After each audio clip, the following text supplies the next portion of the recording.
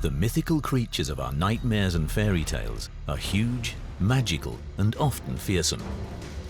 But how is it that certain beings have appeared everywhere and at all times throughout the world? Is there perhaps an element of truth behind these myths? Scientists are finding astonishing answers in their search for true monsters.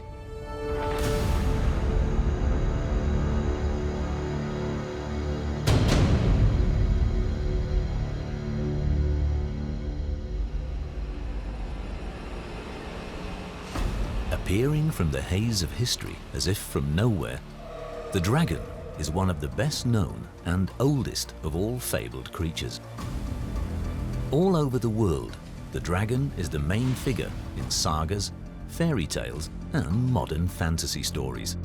Sometimes it's a dangerous opponent, sometimes a powerful ally.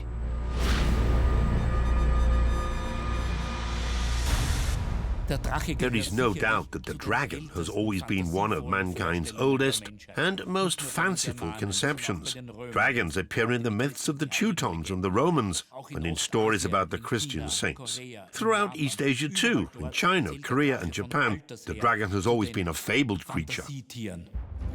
In the Western world, the most famous tale is that of Siegfried the Dragon Slayer in the Nibelungen Saga. The fearless hero faces the dragon alone.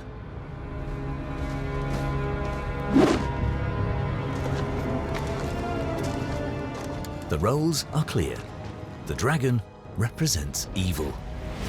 And it's the hero's duty to kill the beast to protect his country and its people.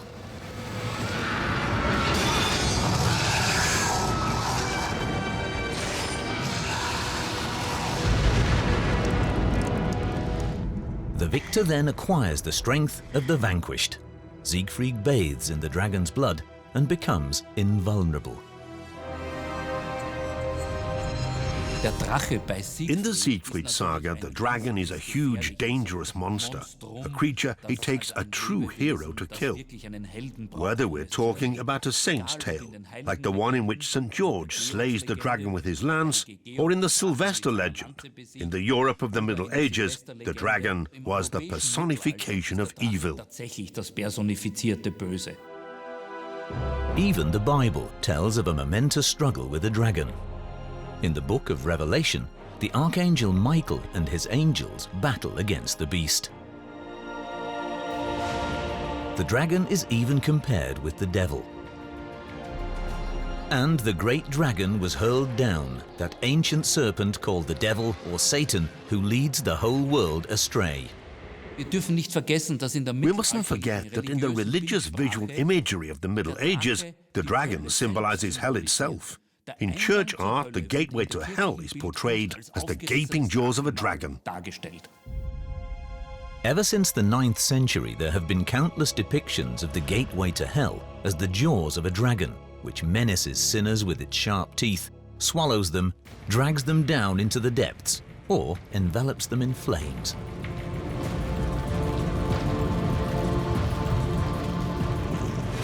But how did the dragon come to embody Satan and at the same time symbolize hell itself, where the souls of the damned languish?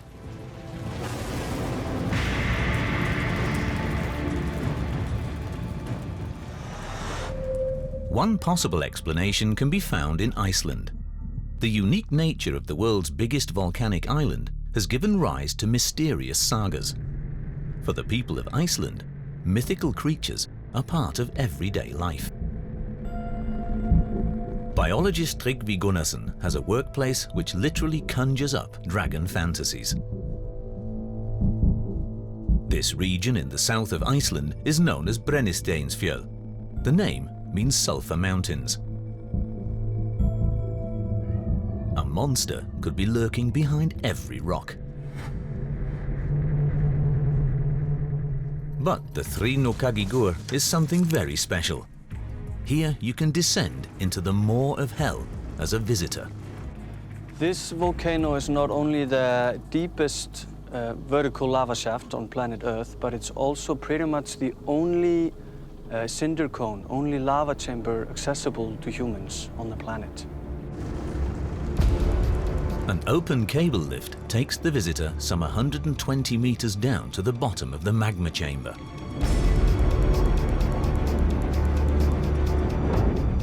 At the heart of this dormant volcano, a unique world opens up that is as large as the interior of a cathedral.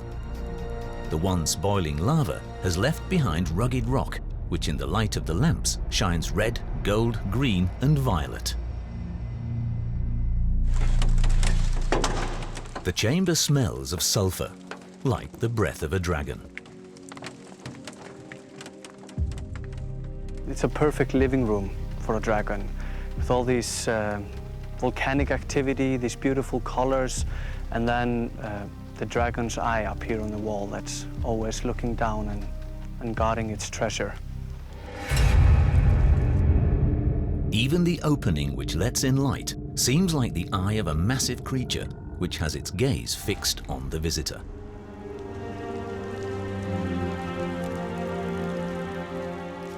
Caves have always been places of amazement, but also of horror. In the minds of men, the danger became a sleeping beast, which should on no account be awakened.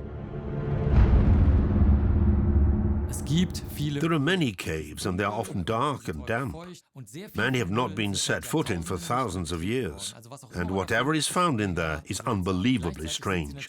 At the same time, of course, from a more psychological point of view, caves symbolize all our fears of the unknown. Thus, the dragon is often an image of what man fears. For Christians, that is the devil and hell. But the dragon myth is much older. In ancient Greek, the word drakon means to eye. At first, the term was used to describe every large species of snake without poisonous fangs.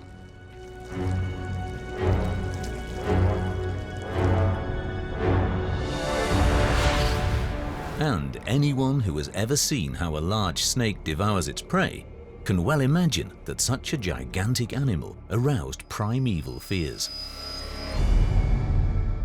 The snake dragons of Uruk are among the earliest depictions of dragons. Created 5,000 years ago, the creatures have a long serpentine neck and the body of a hoofed animal.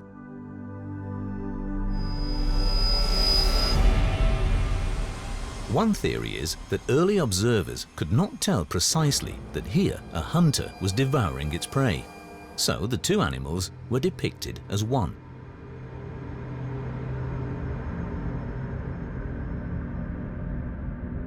Once the prey has been swallowed, the snake no longer looks quite so serpentine. Many portrayals of the Draco bipeds, the two-legged dragon, could have been based on a constrictor during the digestion process.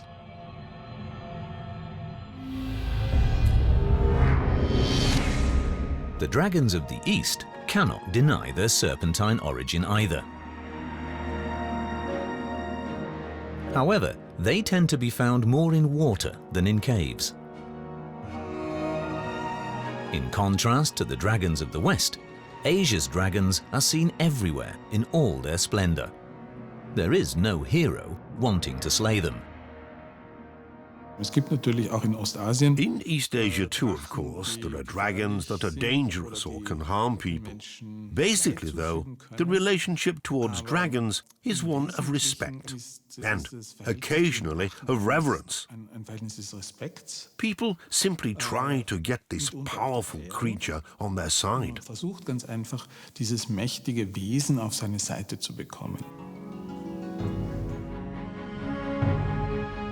As early as the 3rd century BC, a Chinese scholar by the name of Wang Fu described the dragon as a hybrid creature made up of 9 animals. It has the antlers of a stag, the head of a horse, the eyes of a hare, the belly of a mussel, the scales of a carp, the talons of an eagle, and the soles of a lion. The characteristics of these animals are also found in the dragon.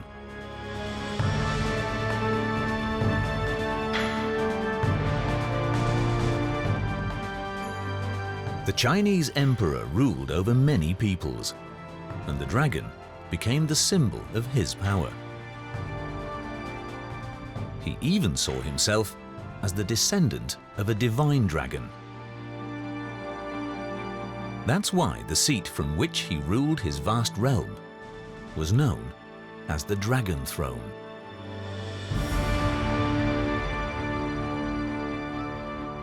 In ancient empires, one of the imputed qualities of the ruler was that he was able to control the weather, which is, of course, of vital importance to agriculture. Moreover, in China, the change of the seasons was also directly attributed to imperial rituals. And in these rituals, which affected the seasons, the dragon, or various dragons, was very often addressed because it or they prevailed directly over the elements. Thus, the Nine-Dragon Wall near the Forbidden City in Beijing depicts several dragons rising out of the ocean together to conjure up wind and rain. Dragons are also regarded as masters of the monsoon, which is both a blessing and a threat for the people of Asia. Not only the absence of rain, but also an overabundance of it can be disastrous for agriculture. Even today, dragons are an integral part of the townscape in modern Asian cities. The dragon long since progressed from the bringer of rain to fill people's bellies and make them happy, to a general symbol of good fortune. Consequently, the Chinese New Year is always celebrated under the sign of the dragon. If he is honored, he will bring good fortune for another year. Even today, the dragon of the East does not need any wings in order to fly. Yet in the West, dragons develop powerful wings very early on. But where exactly does this concept of a winged dragon come from? The first documented evidence of snakes that could fly is found in a report written in 450 BC by the well-traveled Greek scholar Herodotus.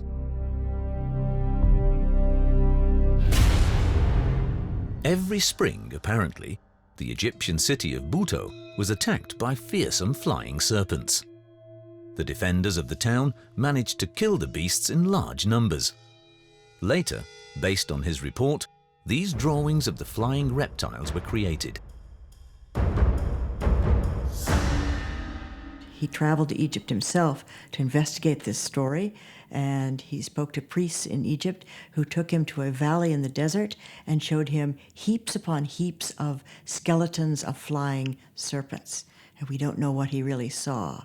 It sounds like it was a fossil bed of some sort, heaped up with fossilized skeletons that were unrecognizable to the people of Egypt, and so they identified them as flying serpents. Paleontologists now working in Egypt have discovered a lot of fossils of dinosaurs, flying reptiles. It's tempting to think that perhaps Herodotus saw something like that. For a long time, scientists saw no link between dragons and fossil finds. The earliest reports of dragons and corresponding works of art came from the Mediterranean region. However, there was no evidence of fossils of flying saurians being found there. It's only of late that science has begun to focus on North Africa.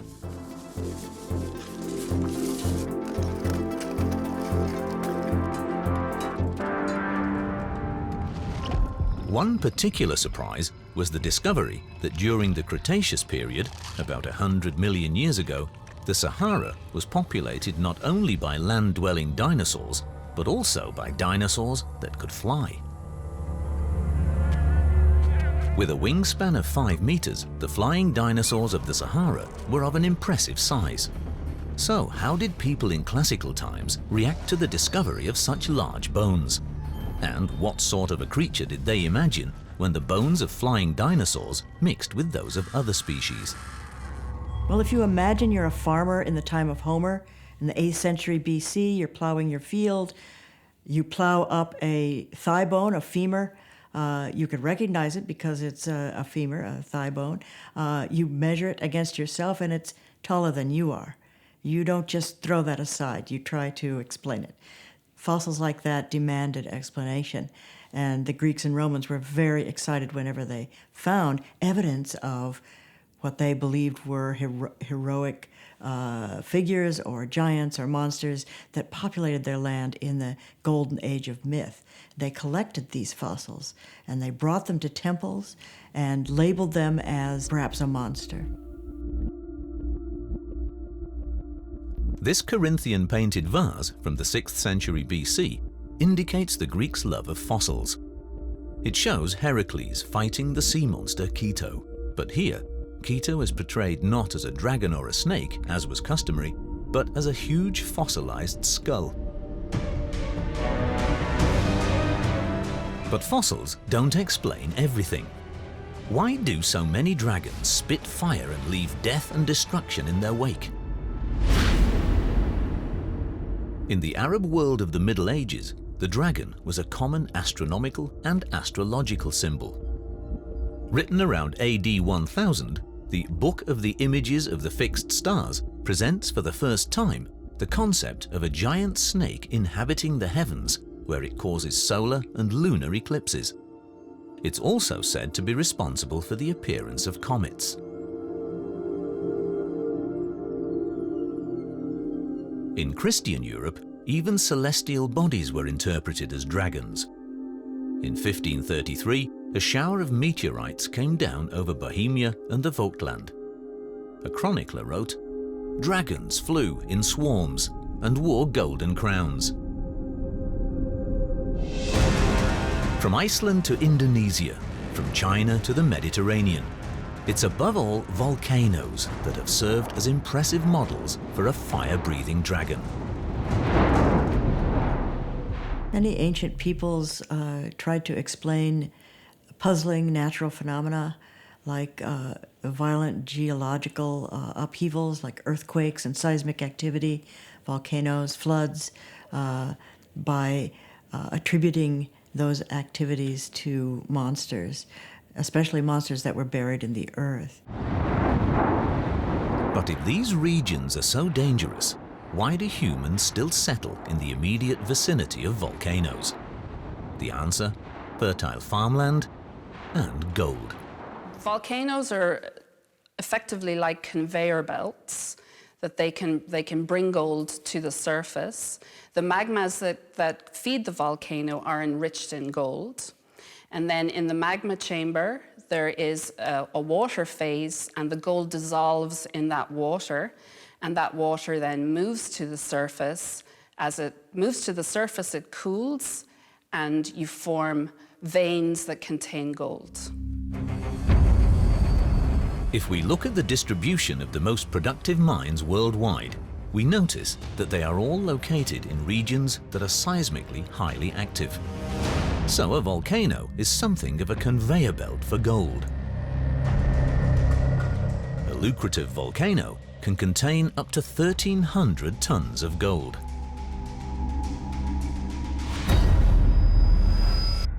And it's here that we find the original motive for killing a dragon: its hoard of gold. The early hero, you see, was no savior of the world.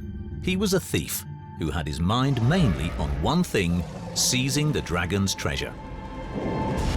Heracles, the Greek hero, used cunning to steal the golden apples of the Hesperides, which were guarded by Ladon, a serpent-like dragon with 100 heads.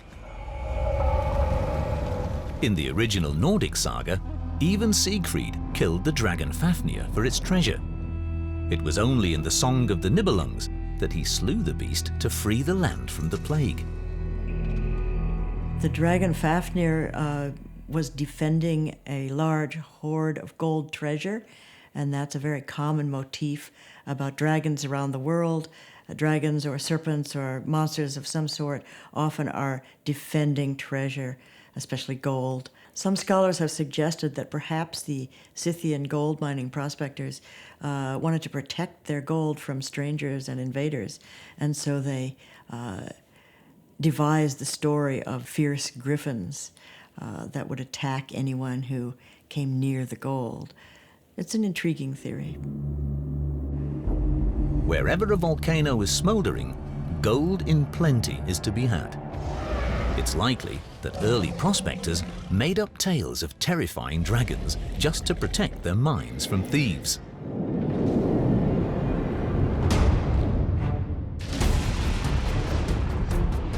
Many mythical creatures are frightening. From a modern point of view, however, a hoofed animal with a horn is particularly popular. Anyone hearing the word unicorn today certainly doesn't associate it with a monster. A unicorn is regarded as a beautiful, extremely rare and exceedingly pure creature. But what exactly is behind this dazzling appearance?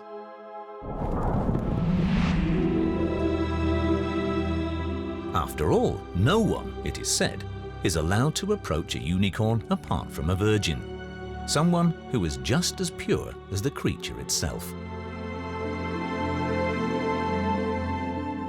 So, for a virgin, an encounter with a unicorn holds no perils.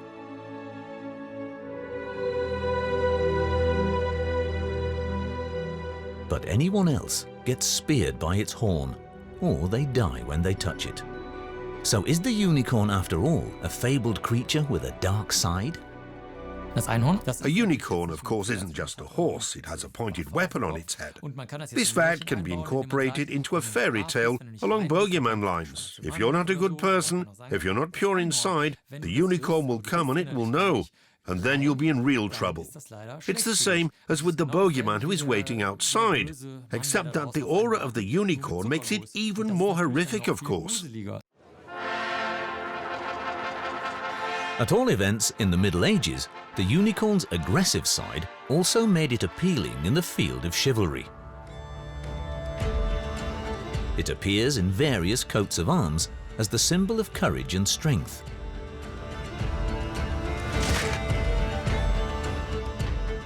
And is usually depicted as a wild animal with a dangerous horn as a weapon. The origins of the unicorn myth are obscure. For a long time, the oryx was seen as a possible source.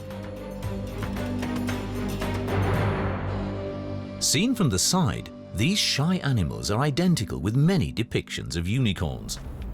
An early report about a unicorn comes from the Roman commander Julius Caesar. This is how he describes it in his famous De Bello Gallico. There is an ox in the shape of a stag, between whose ears a horn rises from the middle of the forehead, higher and straighter than those horns which are known to us. It was also thought that artists' imagination had been stirred by the animals portrayed on the Ishtar Gate in Babylon. Only one of the two horns can be seen. But today, that is regarded as less than likely. Naturally, we do not know for certain where the unicorn myth originated. Today, simplifying theories, for instance that the unicorn stems from profile depictions of bulls in the region around Babylon, are actually rejected. The trend is more to the belief that such fabled creatures have existed for an extremely long time in the Near and Middle East. Yet even the first Indian images of unicorns are reminiscent of bulls. In the course of time, the unicorn changed its shape. Sometimes it resembled a horse. Then it looked like a donkey. Here, a virgin is catching a unicorn that is scarcely bigger than a goat. Dass das Einhorn in der mittelalterlichen Tradition sich nur The fact that in medieval tradition a unicorn can only be caught by a virgin goes back to a positive Christian interpretation. Just as Christ could only be born through Mary, a pure maid, a unicorn can only be caught by a virgin. eine reine Jungfrau gefangen werden. For Christians, the unicorn became a symbol of the power of God. In the Middle Ages, agreement had to be reached on whether a unicorn could be caught at all. because magical powers were attributed to the animal, especially its horn. Hildegard von Bingen was also convinced that a unicorn had healing powers.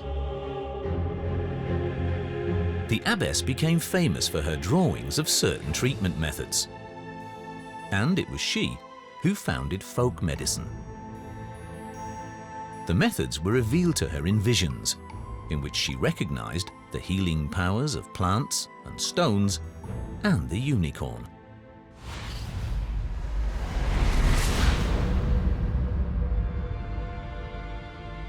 Prepare an ointment from the liver of the unicorn, she advised, and it will heal all leprosy. Or, make shoes from its hide, and you will always have healthy legs and feet, because its hide is imbued with great potency and health-giving properties.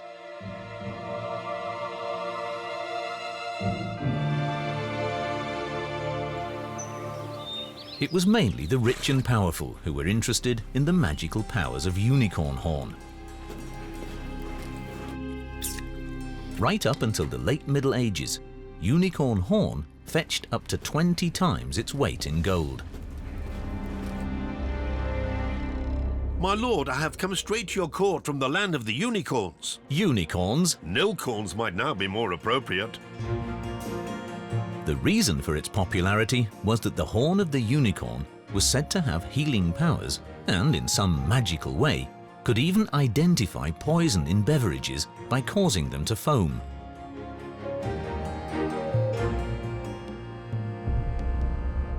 Magical drinking horns. Thus, many a hated ruler hoped to extend his life through the power of the unicorn. The main traders for this precious product were the Vikings. Many alleged unicorn horns came in fact from narwhals. The spiral tusk of the male can reach a length of 3 meters and weigh 10 kilograms. The Vikings hunted narwhals in the Norwegian Sea on a large scale.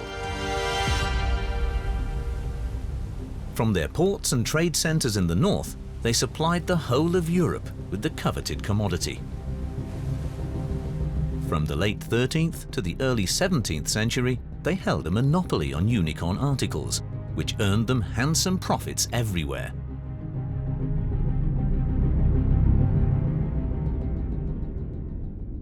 In time, of course, word got around that the horn came from aquatic creatures. But instead of querying such products, wishful thinking was aligned with reality. A unicorn swimming in the sea was simply a marine unicorn. As long as the poisoners remained inactive for fear of being discovered, magical unicorn vessels continued to function.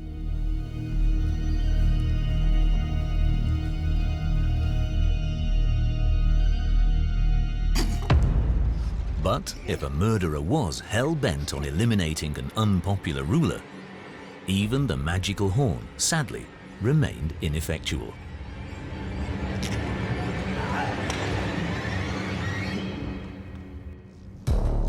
For a long time, natural scientists took no interest in the unicorn. They regarded it as nothing more than a figment of the imagination.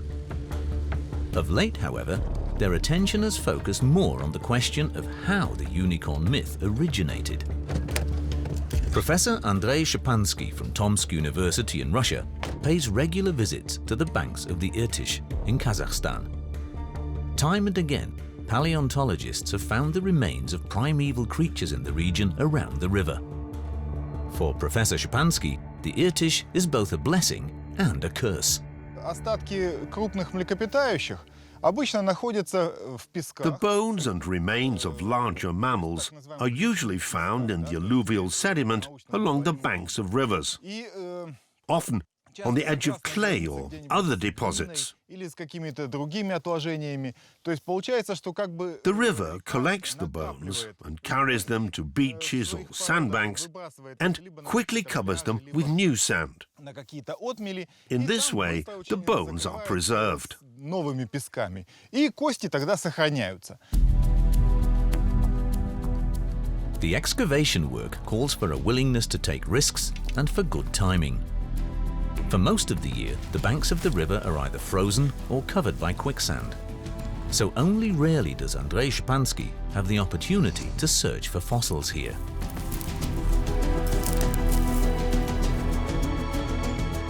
The conditions are simple. One man, one trowel.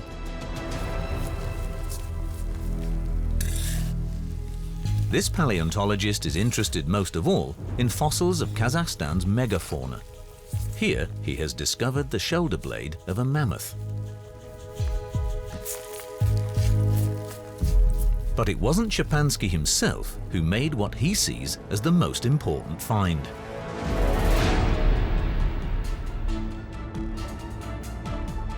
It is kept at the Natural History Museum in the Kazakh city of Pavlodar. The remains of an Elasmotherium. It was only Professor Szczepański who was able to identify which animal the skull with the mysterious frontal protuberance belonged to.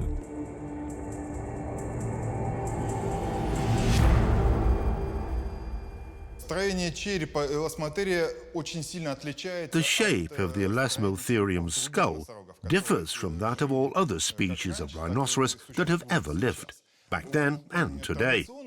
As a rule, a rhinoceros has two horns, one on the nose and one on the forehead. Usually, these animals are collectively referred to as two-horned rhinoceroses.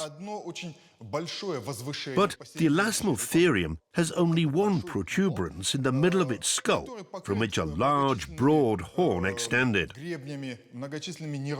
Seen in this light, the Elasmotherium can most certainly be described as a unicorn.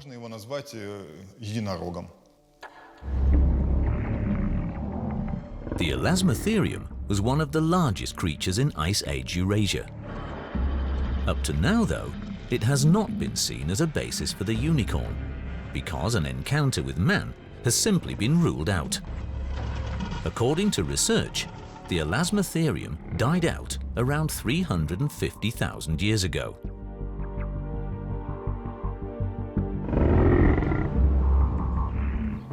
The skull was discovered 30 years ago by a farmer in a village on the Irtysh. Other Elasmotherium skulls have been found in Kazakhstan and in Russia. But for Andrzej Szczepański, this one is something special. That's why he would have liked to examine other parts of the animal, but the rest of its bones were long since swept away by the river.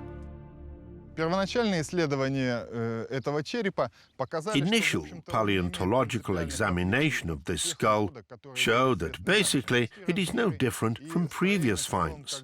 In its size and structure, it is fairly similar. However, unlike other finds, it is in strikingly good condition. So we decided to have a radiocarbon analysis carried out to determine the age of the bone.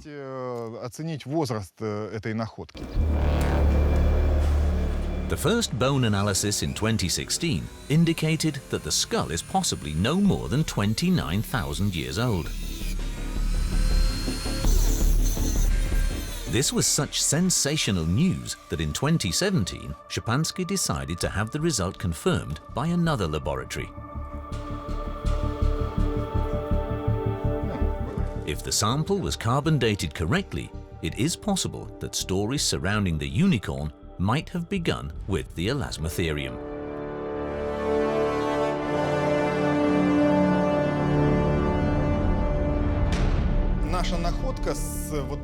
The young geological age of the Elasmotherium indicates that the animal could have lived at the same time as Stone Age man. So it is quite possible that this coexistence gave rise to such legends.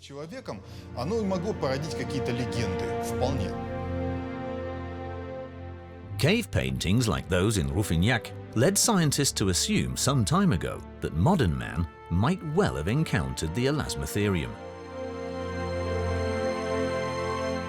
In that case, so the theory goes, memories of the one-horned giant could have been handed down by word of mouth over many generations, In the past, however, no find had been made to support this theory.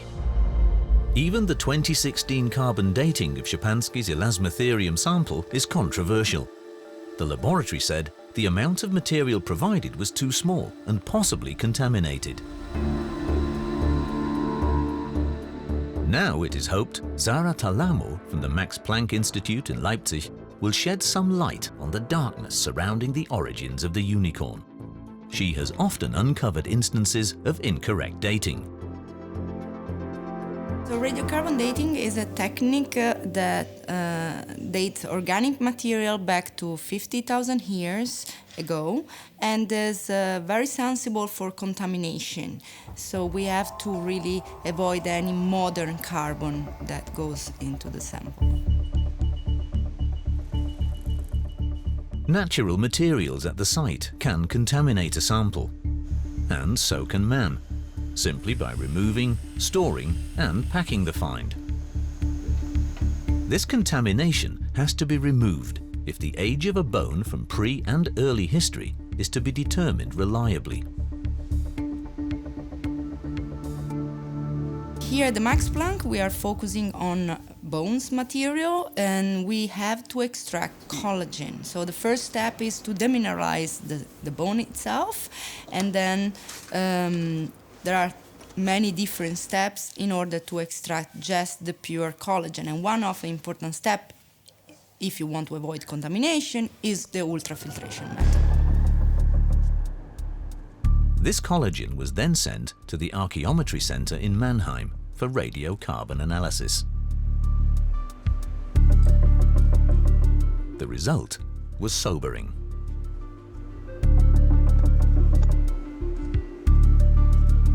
For the Elasmotherium, we get back the results from Mannheim, and the age is older than 49,000 years, so we cannot really say how old is this bone.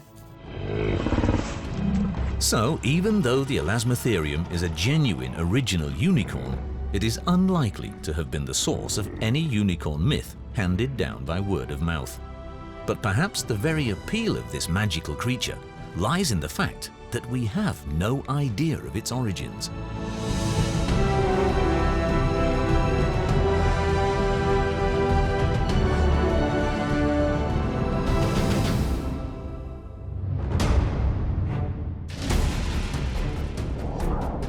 Monsters are not only a phenomenon of days gone by, they also originate in modern times.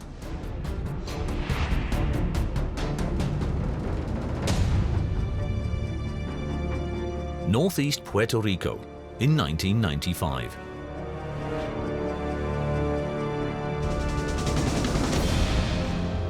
Like every morning, a farmer in the village of Canovanas went to feed his goats. But when he entered the pen, not all of the animals in his herd came to greet him.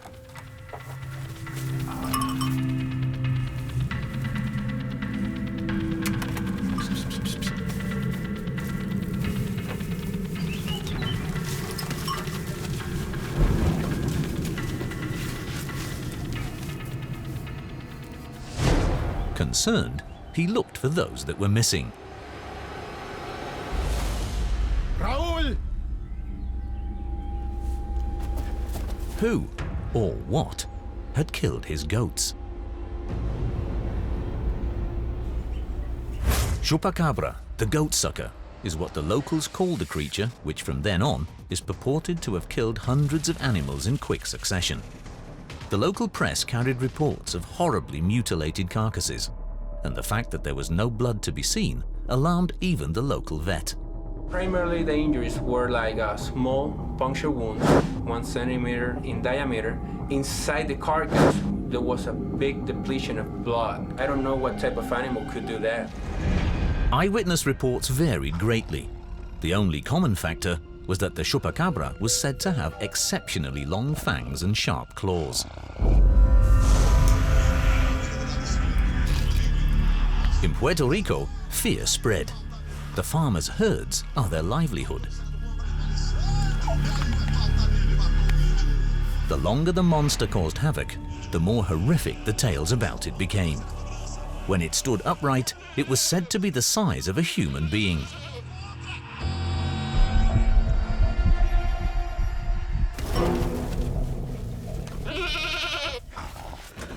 The story of the chupacabra could have remained a local penny dreadful.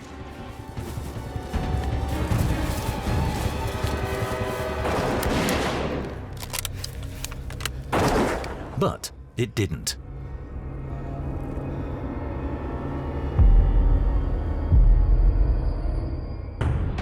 Descriptions of the monster became more and more fantastic. Some people claimed to have seen a demon, some form of devil incarnate, with naked skin, spines, and red eyes. And since Puerto Rico lies right next to the notorious Bermuda Triangle, the goatsucker also attracted the attention of people who otherwise focus on extraterrestrial beings.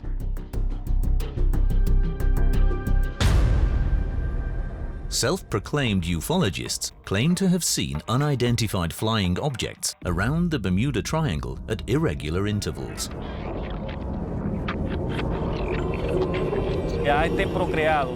We believe the mutant that they created has reproduced and it has gotten out of control. We have also identified a trend that people see UFOs at the locations before mutilations happen. As the media hype spread, so did the chupacabra. Its hunting territory has long included large parts of South and Central America and the United States. Like other monsters before it, the chupacabra had to serve as an explanation for puzzling phenomena. It became a projection screen for many people's fears. If I want to believe in a monster because it makes my world simpler for me, it's not a case of me being strange. No, the monster really exists. It's just that the others can't see it. I'm completely normal. The problem is the monster. And that's how such monsters spread digitally. The internet, then, is a breeding ground for modern horror stories, urban legends as they are known. Images of the slender man, giant jellyfish, mysterious mermaids, and other peculiar beings and monsters circulate on the internet. And nothing becomes viral faster than a conspiracy theory. It can be proven that modern-day monsters were created on the internet. We know exactly when, where, and by whom. Living on a remote farm in southern Texas is a woman who has played a major role in the spread of chupacabra hysteria. More than 91,000 entries in the net link her to the monster.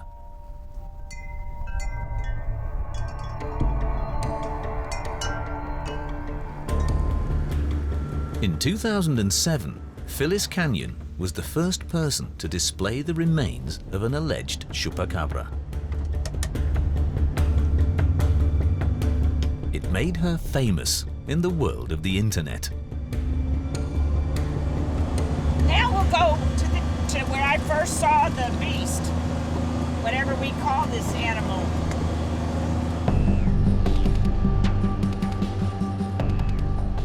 Phyllis knows the stories surrounding the chupacabra. When she found most of the chickens in her coop dead one morning, she was certain that the beast was responsible.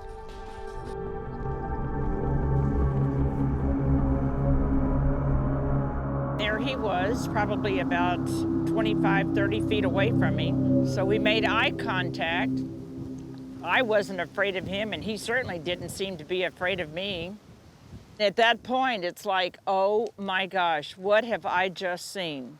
Because I've never, in all of my travels all over the world, have I ever seen an animal that looked as strange as that animal looked. And he just walked off. For Phyllis, the hunt for the chupacabra became an obsession. After I had about 15 chicken killed, and this same procedure where they drained all the blood out of them, I had somebody call me and say, we'll make you a cage and see if we can't trap it. Back here was where we would put the chicken. For months, she tried to lure the chupacabra with bait, but in vain. We caught a possum, we caught a coon, we caught a skunk, we caught an armadillo. Anything you could imagine walked in. But the chupacabra, I think, was too smart. We tried for many, many months so that we could capture DNA. In the end, unfortunately, he got hit by a vehicle on the highway in front of our ranch. That's how it came into my possession. But is it the chupacabra?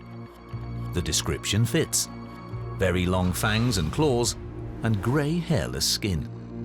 Phyllis had the cadaver stuffed. Since then, her life has revolved around it. So, the mystery is, what is it? While Phyllis has been trying to solve the puzzle, the chupacabra myth long since took on a life of its own.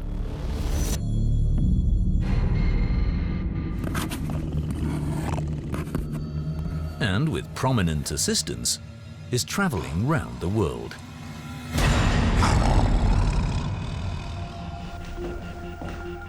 American actor Johnny Depp is well known for scandals and escapades. And in an embarrassing situation, a modern monster like the chupacabra can really come in handy. This happened in Tokyo in 2015, when Depp was supposed to present a new film at a press conference. But he failed to turn up. The assembled journalists waited in vain for the actor.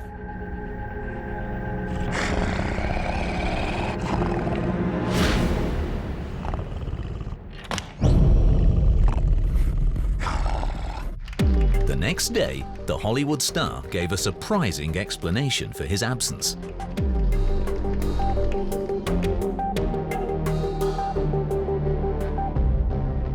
I was attacked yesterday morning by a very rarely seen or experienced animal called the chupacabra.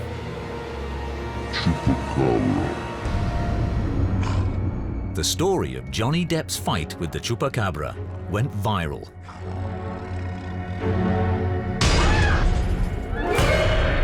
Fought with it for hours. Very persistent, very mean. A perfect example of how in the age of the media, a joke can give rise to a global conspiracy theory.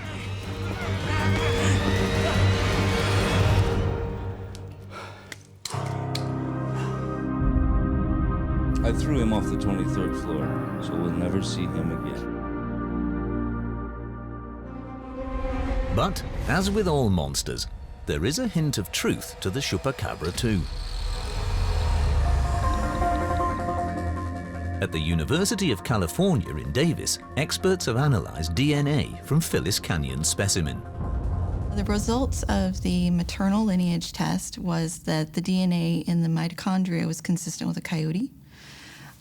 The results from the paternal lineage, the Y chromosome, was interesting in that we had only seen the type of Y chromosome that we saw in this case in a Mexican wolf.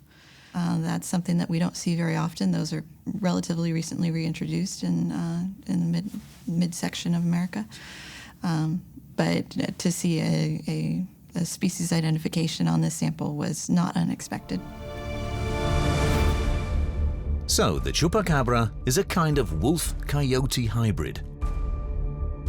But why is the creature hairless? And why has it got huge teeth and claws? Many of the animals that have been evaluated that are called chupacabras have been found to have sarcoptic mange. And sarcoptic mange is a tiny, tiny parasite that invades the skin and starts to basically chew and bite into the skin, and it's incredibly itchy. So these animals are scratching, they're rubbing, they're licking, and they'll actually lick their hair off. And then they get secondary infections which cause even more hair loss. And then as they continually lick and rub their skin, a process occurs where the skin actually becomes thicker and more pigment develops, and so they become hyperpigmented. That's why these animals look like they have elephant skin. And this is what the true monster of this story looks like, the mange mite. 200 of these tiny parasites can infest a single hair follicle. In the case of a sick animal, there can be millions of them.